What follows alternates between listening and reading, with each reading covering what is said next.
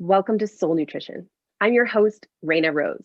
Today, I have Rich Lewis here to tell us about how a regular guy can tap into listening to God. Rich, tell us how you hear from God. Sure. Thanks for having me. And most people, when they probably pray verbally, but there are other ways to pray. And I pray in a form of prayer called centering prayer, which is silent prayer, where I'm sitting with God. As my new book says, Sitting with God, a journey to your true self through centering prayer. So I'm connecting with God at a deeper level in the middle of a silent sit that I do, and I do two of them a day. So it's another way of praying, but it's really sitting with God, and I think of it as a reverse prayer. God is praying in me what I need, even for that day. I love this, and I have shared with my audience a contemplative prayer, which is pretty much the same thing. And I always joked that my prayer life prior to learning centering prayer or contemplative prayer was very much this laundry list of my problems for God, and then me telling him how to fix those problems, right? And since I've learned this centering prayer, sometimes you just sit in silence, and I want you to tell us more about like choosing a word and things like that. Sometimes you sit in silence and you just are with God. You don't necessarily like receive any download, as some people would call it, and you just get to spend time in His presence. And other times, all these questions and problems that we still ask God, if we don't take the time to sit and listen for the answers, a lot of people find themselves asking and asking and wondering, God, when are you going to solve my problem? And you talk about removing the barriers to closeness with God. So I want to talk about, sometimes we have all these things, we want to get close to God, but we keep ourselves so busy. We keep ourselves connected to devices, all kinds of distractions, right? Tell me more about how do we remove the barriers from drawing near to God? Sure. And that's really what centering prayer is. So I'll briefly say what it is. So it's a form of silent prayer. It's been around since the early 70s. Was invented really by three Trappist monks, so three Catholic priests created centering prayer because I think they were noticing people were practicing transcendental meditation and they wanted something for Christians. So they created centering prayer. So centering prayer is you sit and then you use a word, 1, 2, 3 syllables. So ocean, God, whatever the word might be for you, you interiorly introduce that word as to consent to open to the presence and actions of God within. And then whenever you have a thought, whenever you engage a thought, so you begin planning your day or you think about the past and you begin doing everything other than sitting with God, you reintroduce that word just to come back to the present and open to the presence and actions of God within. So you're letting go of thoughts, emotions, and things. And those are really the barriers to God in your silent sit. So you're letting go of any engagement in thoughts and continuously coming back to God. And you do that through the duration of the entire prayer. So if you're sitting for 20 minutes, you would, whenever you need to do that, you would do it. Sometimes you bring yourself back naturally. And then at the end of the 20-minute period or whatever time amount you've chosen, you might sit for a minute or two, and then you get up and begin your day if you're doing your sit in the morning, or you get up and resume your day if it's your maybe a second sit that you've done later in the afternoon. So it's really the sacred word is used to come back to the present, and you're letting go of that word. It's not a mantra. You're not using it over and over and over again. You're just reintroducing it interiorly and then ever so gently letting go of it and coming back to the present and opening to the presence and actions of God within. So that's really what you're doing. So you're letting go of all of these thoughts and emotions they're really at that time, they're barriers to God because you're focusing on them instead of just sitting with God. Right. So you mentioned transcendental meditation, and of course, TM is a big word these days. They're teaching it in schools and finding incredible results with children. And I'd love to touch on the story of you teaching your children the centering prayer. But can you tell me about some of the similarities and differences between centering prayer and transcendental meditation? Sure. And I don't practice. I've never practiced it, so I guess I'm not an expert. So, but what I would say that when someone asks me, you're just meditating. Um, for me, it's not meditating, because centering prayer really is a practice, and transcendental meditation is a practice. But centering prayer is also a relationship with God. So the difference for me and the difference for people that practice centering prayer is they're using their sacred word to open to the presence and actions of God within. So centering prayer is not just a practice, it's really a relationship with God, and a way of deepening your relationship with God. Whereas, and I've never practiced transcendental meditation. I don't think they're thinking of it in that manner. I think they're thinking Mm, of it practice, not necessarily a relationship with God, and developing and fostering and going deeper and more intimate with God. that makes sense.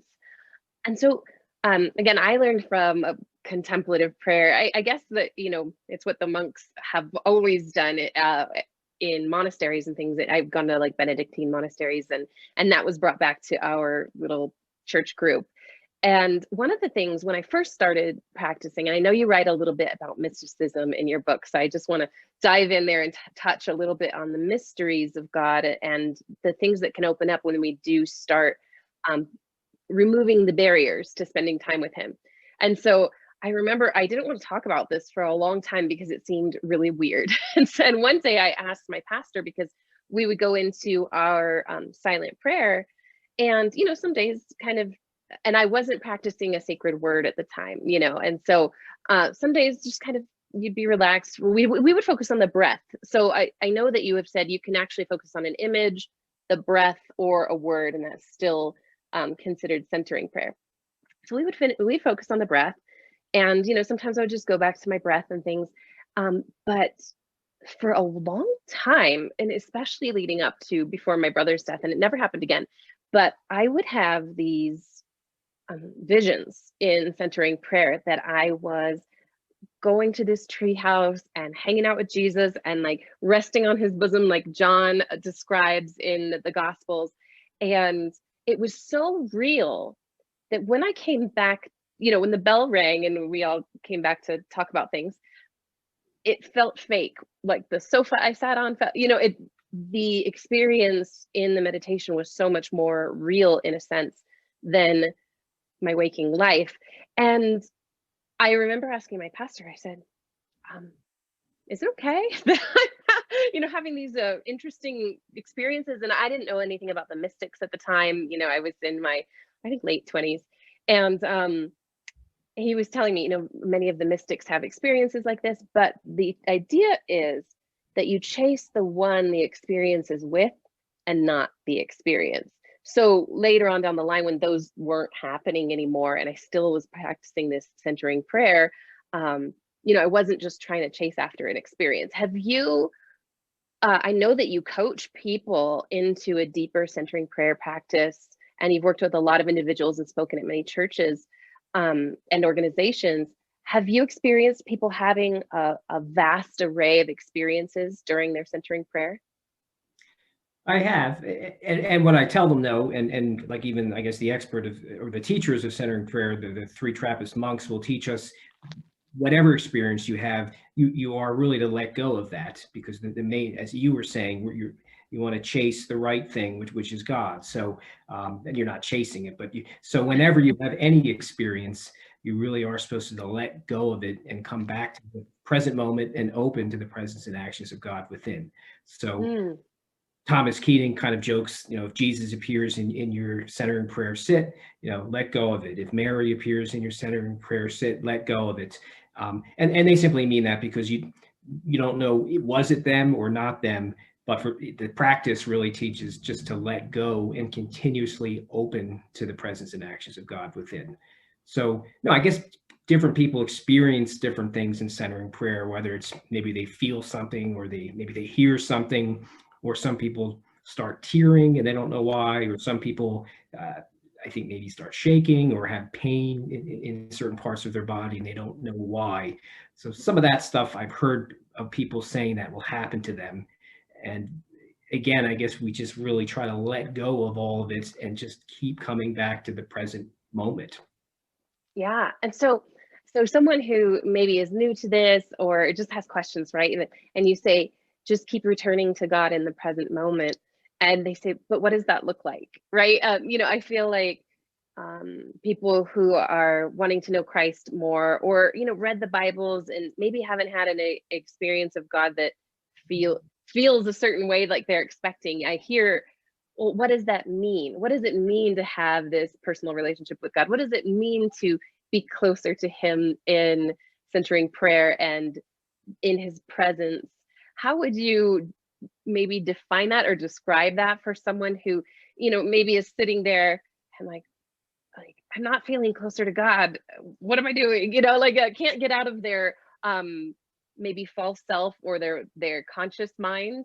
Uh, what would you say to that, and how would you describe getting closer to God in the present?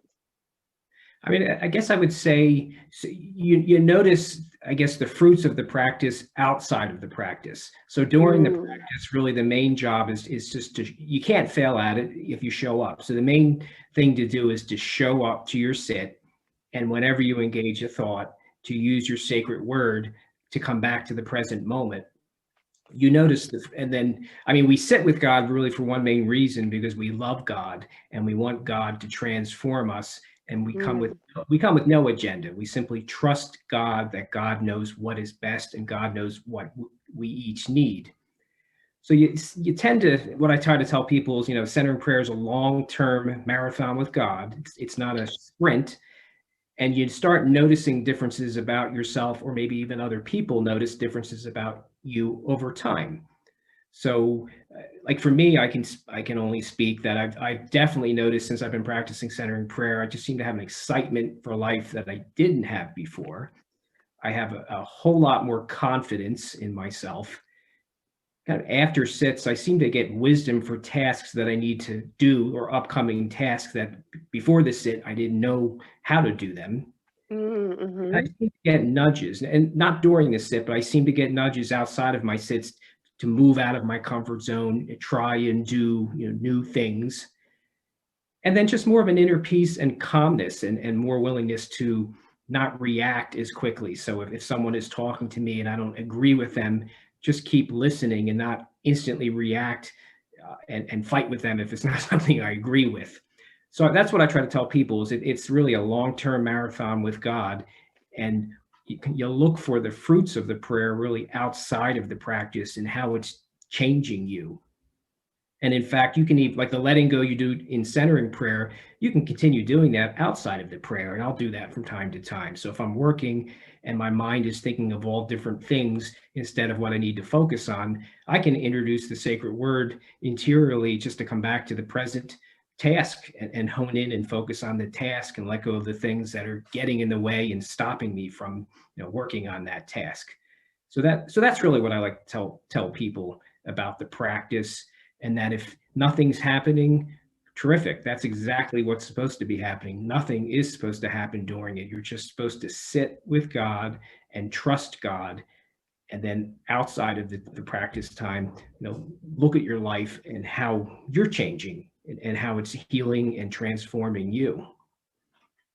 Richard Rohr talks about that. I was listening to one of his speeches to a group, and he was saying the way that you really know if you are becoming a Christian, becoming Christ-like, is, are you growing in the fruits of the Spirit year to year? Are you becoming more loving and kind and graceful? Are you becoming all of these things year to year? He says day to day you're going to go up and down. We're human, but year upon year, are you becoming more peaceful, more patient, more joyful? Like you said, you're having this zeal for life.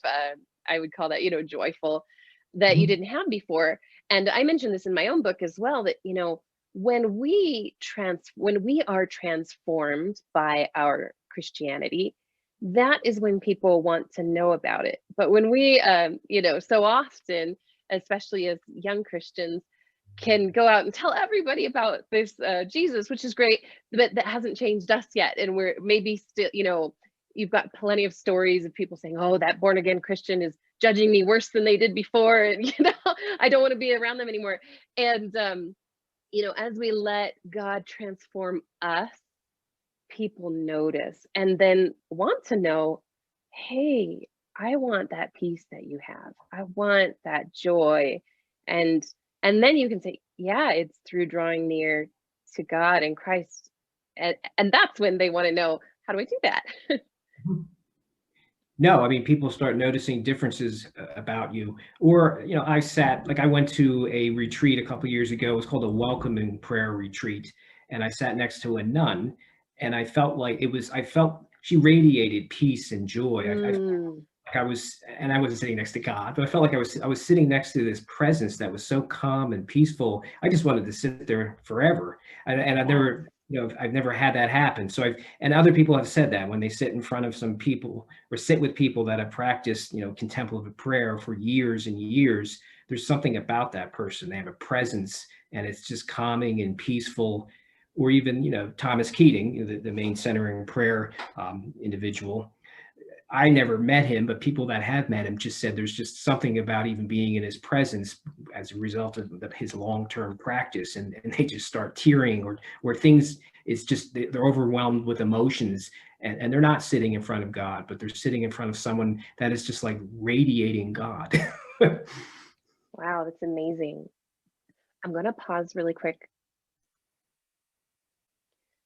That's so amazing. It's true. When we radiate Christ, or we are around someone who radiates that love of God, we just want to be near that. And that's what you're doing also as you draw near to God in the centering prayer, is your what you felt with that nun or Thomas Keating, people who have met, you're drawing near to that presence. And so I guess that kind of explains the question I asked earlier.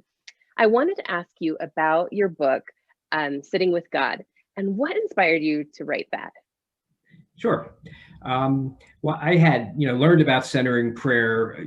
Amos Smith had wrote a book that was published in 2013 called "Healing the Divide: Recovering Christianity's Mystic Roots," and I was cruising Amazon, looking at that book, and then started reading it. And centering prayer was in that book. So I had always been attracted to silence. I just didn't know what to do in the silence. So I thought, aha, now here's a practice that I can do in the silence. So I reached out to him via his website, and we began an email dialogue and talked about centering prayer. And we also talked about what he called the Jesus paradox, that Jesus is God and human at once. So we just began a nice friendly dialogue. And then we really just started becoming friends. And I began having a meditation off of his site on Mondays, and his was on Thursdays. And he just saw that I was really interested about centering prayer and just really eager to practice and share it with others. So he challenged me to write a book. At the time, I thought he was crazy because I'd never written anything more than 6 or 7 pages. So spoke to my wife and said, "What do you think about that?" And she said that's okay. So I kind of came back to him and I said, "I'll give it a whirl. What are the next Mhm. steps?" And he said, take a week or two and think about, what is centering prayer to you? What is the Jesus paradox to you? So I did that for 2 weeks and then shot an email back to him with 12, 13 sentences that I wanted to learn more or explore more. And he said, "Terrific. There's the chapters of your book. Now go write." But I wasn't just going to do that because I'd never written a book. So I picked one of the sentences, and I took another 2 weeks or so and fleshed out a chapter, and then emailed him and shared it with him. And to my surprise, he liked it, thought it was fresh, and had an interesting take, which was very different than his. And at that point, I realized I think I can do this. So then I decided I didn't want to take time away from the family. So Saturday mornings was my time to write. And I would get up at 5:45, put on a baseball cap, head over to the Starbucks with my laptop, buy a cup of coffee, and begin typing. And the book got written really in the local Starbucks in my area. I probably worked for 3 to 4 hours. And then when I came back home, it was 10 o'clock in the morning, and everybody was up and moving around, and I didn't really take time away from them. So that's how the book got written. And the book was written simply because Amos challenged me. He thought I had some words that I needed to say that were in me, and he nudged me to write a book, and I took him up on it. And I'm actually thrilled I did. Absolutely. And your book has been incredibly successful. I mean, especially for a first-time author, but just in general, your book is really selling tons of copies, and people are picking it up and devouring it. And all the feedback on it that I've seen has just been incredible. And so it's not just, hey, write a book. You know, some people have written books and they don't really go anywhere, but yours has really, he was right. You had so much to say, and at a perspective that people needed to hear it. And from the feedback I've received on the book, and I've just been able to thumb through a little bit of it, is that it's spoken in a way that's relatable to the common person. You know, a lot of what I've read on contemplatives and things, you know, you have to be pretty deep in theology to really appreciate reading some of the contemplatives. But someone who just wants to draw nearer to God and isn't a super theology buff can read your book, Sitting with God, and understand what's going on immediately. So I think, do you think that's part of what has been your success so far in people really receiving this book so well? Yeah, I would say so. I mean, the main purpose of the book, one was to, it's not just a how to do centering prayer book, and it's not just a theology book. There's a little bit of my theology in there and some things I find interesting, but then it's really more of my journey and how it's healed and transformed me and can do the same for others. So it's really a centering prayer book for anybody new that wants to try it, and is keep it simple for them. And I think even people that have been practicing long term that want to go deeper and realize, you know what, maybe I need to do 2 sits a day, or is there some way I can go deeper in my practice that I haven't considered? So I think I kind of touch on both new people and existing practitioners because of some of the things I share, in the book about my journey and things I've learned and been transformed by over the years since practicing centering prayer.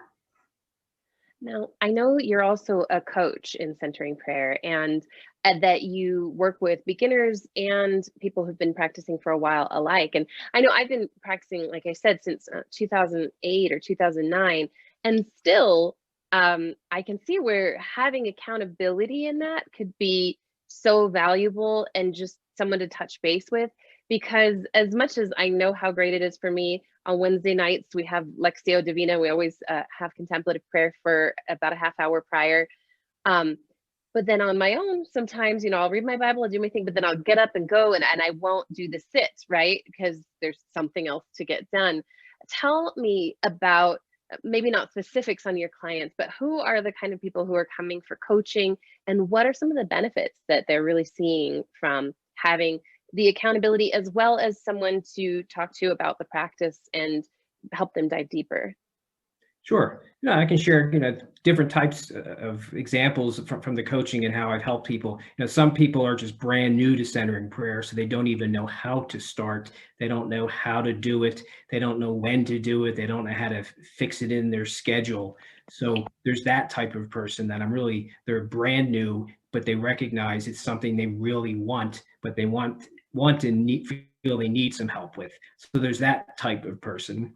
And there's the type of person that's been doing it for a long time, but they want to go deeper, and they want to become, they feel like, even though I'm practicing centering prayer, I'm not living from my true self, the person God wants me to be. So I help them discover who that is. And I can ask them lots of questions, and make them really think about, what are the barriers in their life that are stopping them from growing into their true self. So we can spend a lot of time. So I have some clients that have been practicing, but they really want to they feel like they're not living from their true self. So we talk a lot about that. And then I've had some clients that they just want an accountability partner. And I had a priest actually that said, centering prayer is important, and I don't do it. And I need someone to make sure I do it, because I'm spending too much time, and it's important time, but I'm spending a lot of time taking care of people, and I'm forgetting to take care of myself. So I need someone to talk to about this, and I need someone to keep me on track, make sure I'm practicing, and make sure I'm even doing a second sit. So we talk a lot about that. And I even was doing things such as, I said, with your permission, I'm going to do this. of texting and reminding him, did you practice today? Did you do your second sit? And just without being a nuisance, making sure he was taking care of himself, because I knew he was taking care of others, but possibly not taking care of himself. So those are three examples of the different type of coaching I might do, dependent upon a new person, an existing person, or someone that needs help taking better care of themselves, and needs help with self-care. Yeah, and what better type of self-care than entering into the presence of God? I want to touch more on the true self. I started reading about the true self when I was reading books about and from Thomas Merton at the time. And let's dig into it a little bit. If it, I'm sure you work with clients for a long time, so there's so much you could dig into on this. But when someone's asking themselves, okay, what is my true self? How do I discover that? What even is a false self? Which I think a false self is pretty easy to describe, but maybe you can describe that for us first, and then help the audience to understand, how do I start to ask myself questions in order to begin to know who my true self is, and then dive deeper into that. Sure. Like the false self, you can think of, it's perhaps, if you work at a company, it's your company tells you who you are and how you should act, and that's not necessarily who you are. Or your family and friends are telling you how you should act and do things, or your community. So we're being influenced by family, friends, community, TV commercials. All these things are telling us things of what we should do, what we should buy, how we should act. And that's not really, that's not really who we are. And then even ourself, there might be something we really want to do, but it scares the heck out of us. So we don't do it. And we let fear take over, and we never do it. We never try it. Or we tell ourselves, I'm too young to do this. I don't have enough experience, and we never do it. Or we're older and we tell ourselves, I'm too old. I shouldn't be doing something like this, when that's far from the truth. So I think of all that kind of feeds into our false self, and we chicken out, and we never try to do something that really brings us alive and makes us feel alive and brings us excitement, and we kind of hurt the world in a way. We don't share our gifts with the world when we do that, and we cheat the world, in my opinion, when you don't let your true self emerge because you're afraid to try something. You cheat the world. So I think of all of that as your false self. And then your true self really is, is the opposite of that. Or you can all say it's, things that you have a burning desire to do. They excite you. They're probably outside of your comfort zone, but you want to do them, and you want to grow, and you want to learn, and that they don't harm you, they don't harm others. They're many times bigger than you and help others. So those types of things are your true self, and they serve the world. And then the neat part about it is, it's really not a once and done thing. It's a journey. You continuously journey a journey of true self, because once you start something, a momentum happens, and a lot of times where you started is not where you ended, and sometimes you're amazed at what you're doing and the opportunities and doors that have opened. So that's what I think of false self. And then the true self is when you're trusting God to live from that part of you and remove all the, that's, if you think about, that's what we do in centering prayer. You could bring your fears and your anxieties and your worries and let go of them and open to your true self within. And then you get up from your sit and start acting from your true self. And that's why it's important maybe just to keep sitting, because we continuously are sitting with God and re-sitting, so to speak, with our true self, and then getting up and walking with our true self in action.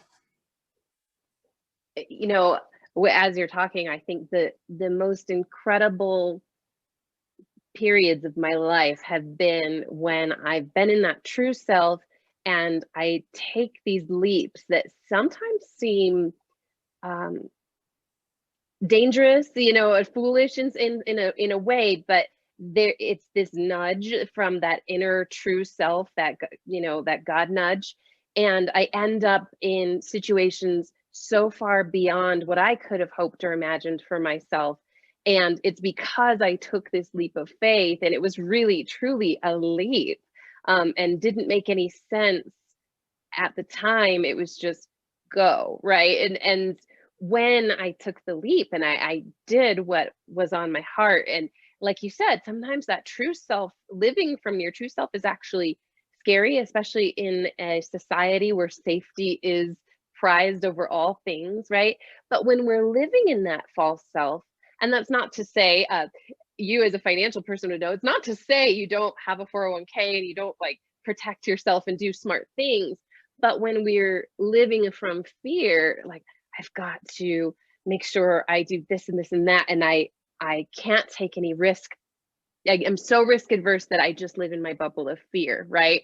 And then we often don't take those leaps that lead to opportunities that we just couldn't have had by doing it all ourselves. And there's a part to be wise, and I'd love your take on this, because I love that you are a financial guy, and you are a guy who's doing incredible connection with God and teaching other people how to do this.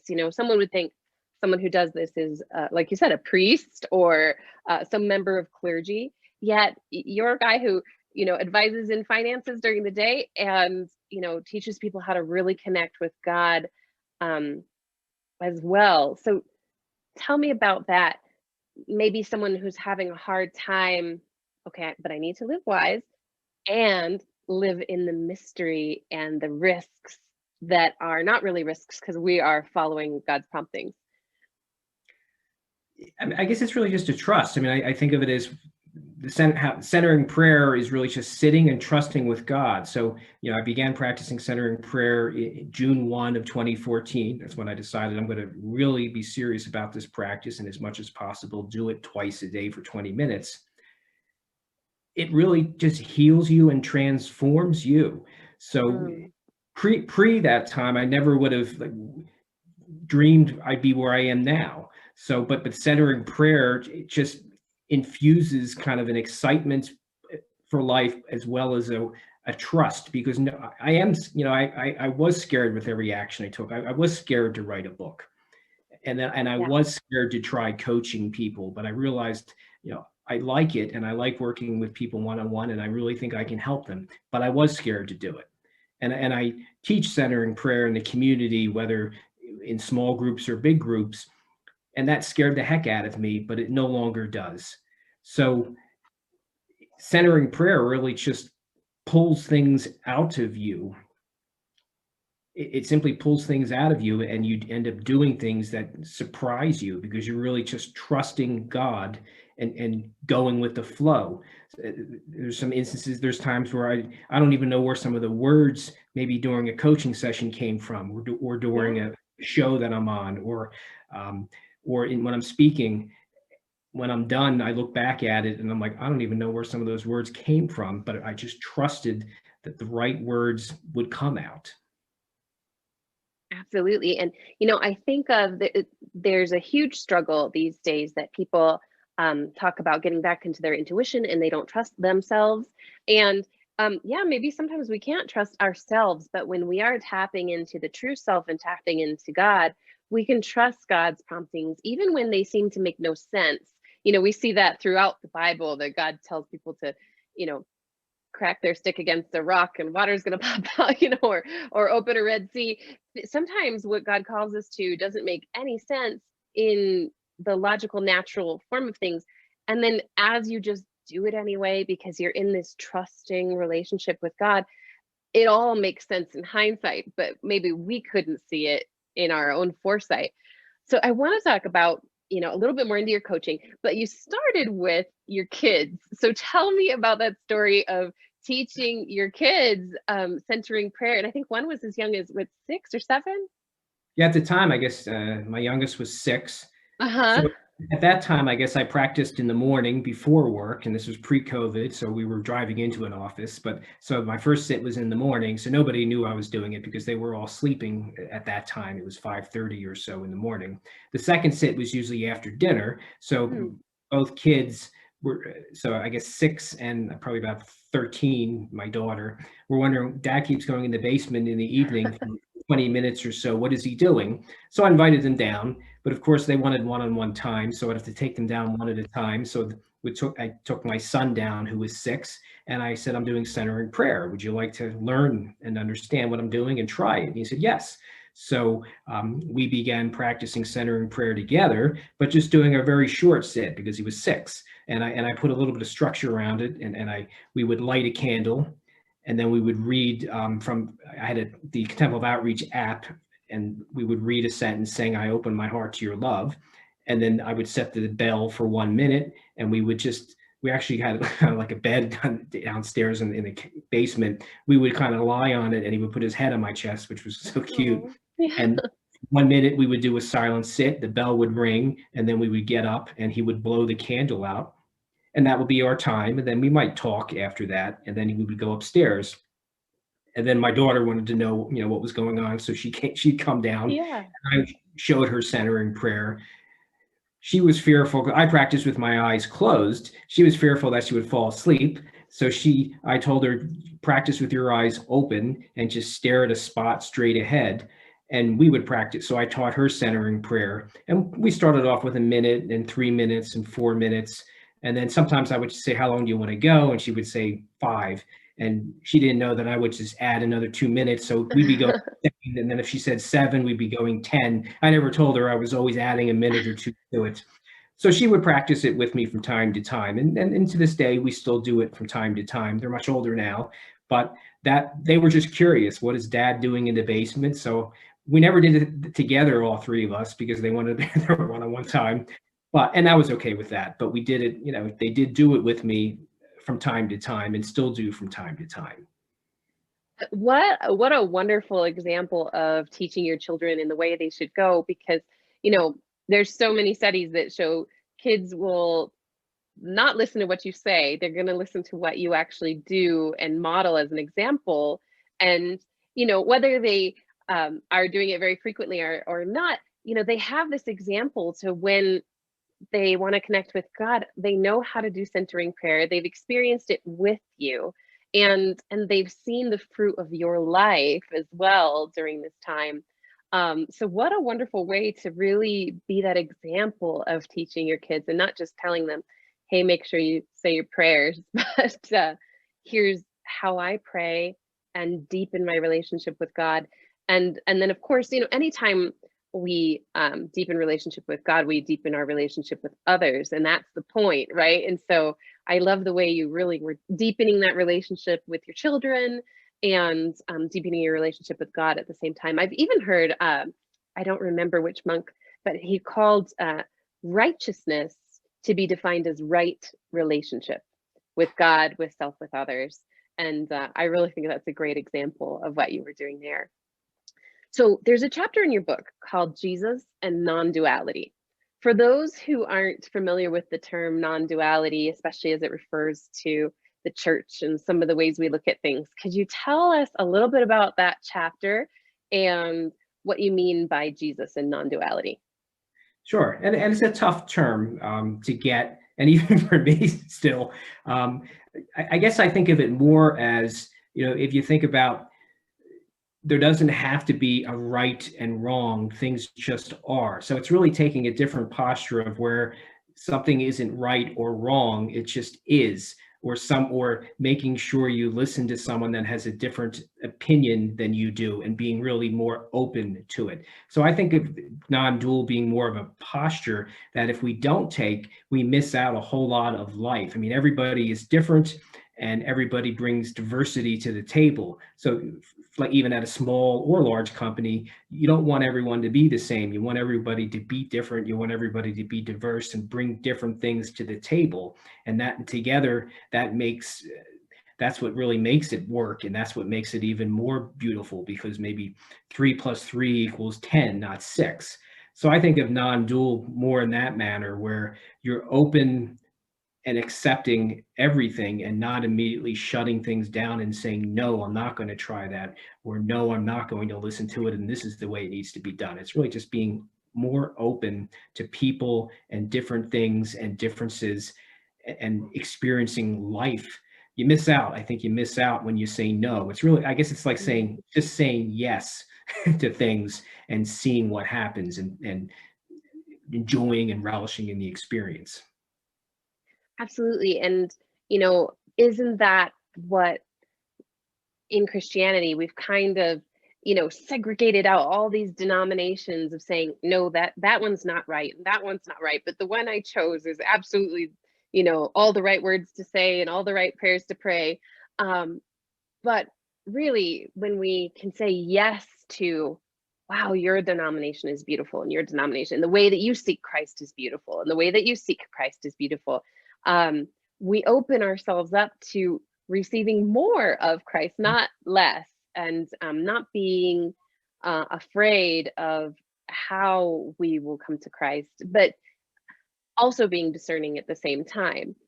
And which is what centering prayer helps you to do, right? Is to tap into that true self and to say, yeah, say yes here, because you're going to have a beautiful experience with maybe a new kind of human being that you haven't exposed yourself to before.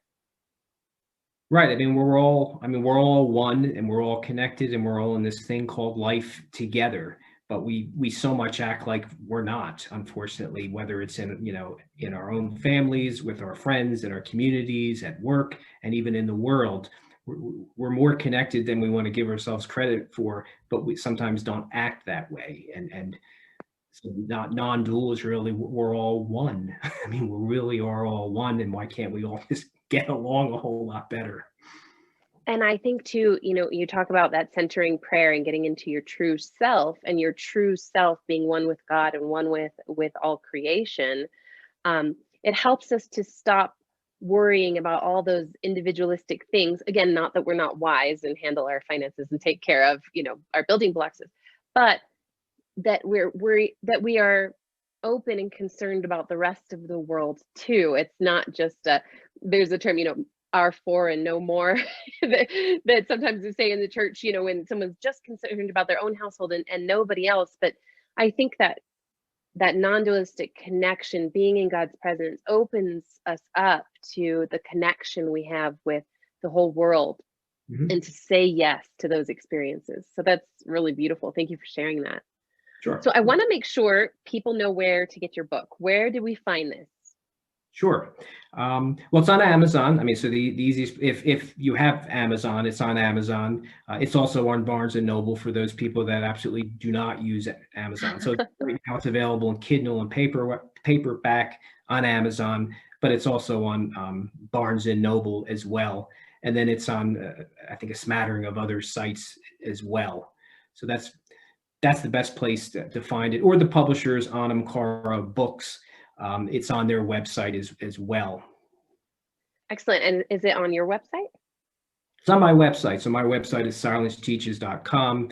You'll immediately see it when you come to my site on the top right. And I have an about the book section. So it kind of talks about the book and a number of people that have endorsed it and what they have to say about it. So yes, you'll see it on my website as well as Amazon, Barnes and Noble, and a lot of other book sites that are taking it on. Yeah, and there are a ton of endorsements. So make sure to check that out, whichever way is best for you, whether that's Amazon or Barnes and Noble or directly to Rich's website. And also, if we go to your website, is that where we can find out more about coaching? And I know you have a daily devotional of some sort, is it? Or a blog?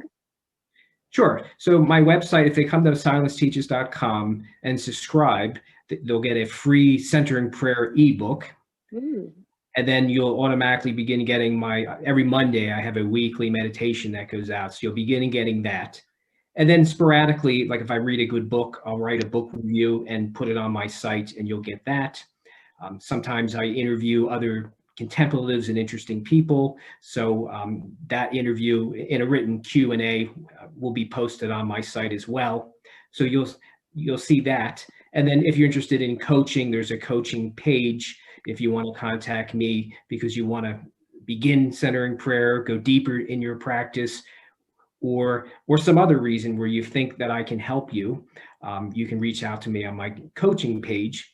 And then I also have an invite me to speak page because I'm getting out now and talking to a lot of centering prayer groups, contemplative prayer groups, church groups, book study groups that read books or have read my book and want me to come in and talk to them and then just take questions and comments from them. So you'll see that on the site as well.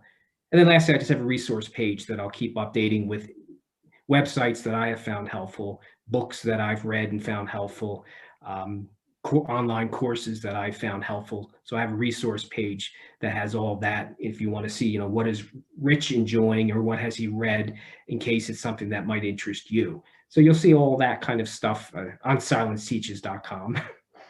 That's incredible. So if this has been interesting to you, make sure you get onto silenceteaches.com and check out Rich's book, Sitting with God.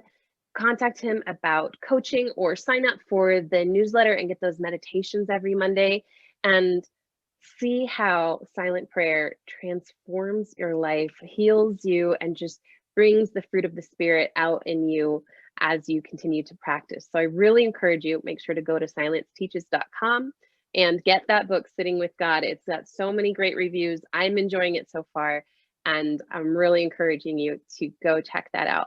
Rich, it's been such a pleasure to have you on Soul Nutrition today, and I look forward to having you back sometime. That would be great. No, thanks for having me on. And I love the dialogue. So if anybody reaches out to me, I will reach back out to them. I've landed on Zoom calls with people because they just want to talk. So please visit me, and I love to interact. So if you ask me a question or want to talk, you'll immediately hear from me. I read all my emails and love to interact with people, and done that all over the world. And the last thing I'll say, the neat thing about the book is, half my sales have been international. In the Wow. EU, UK, Mexico, Australia, Brazil, and the US. So that's been the really fun part is half my sales are international outside of the United States. So that's a whole lot of fun. So the book's being well received all over, and that's exciting. Wow. Has it been translated, or is it mostly English speakers that are reading it in all those countries? English speakers that are reading it in these different countries. Amazing. That's amazing. Well, thank you all for watching. We appreciate you. We see the numbers going up every week, and we just love your viewership and are so grateful for you. And until I see you again, may the Lord bless and keep you, cause his face to shine upon you, and nourish your soul.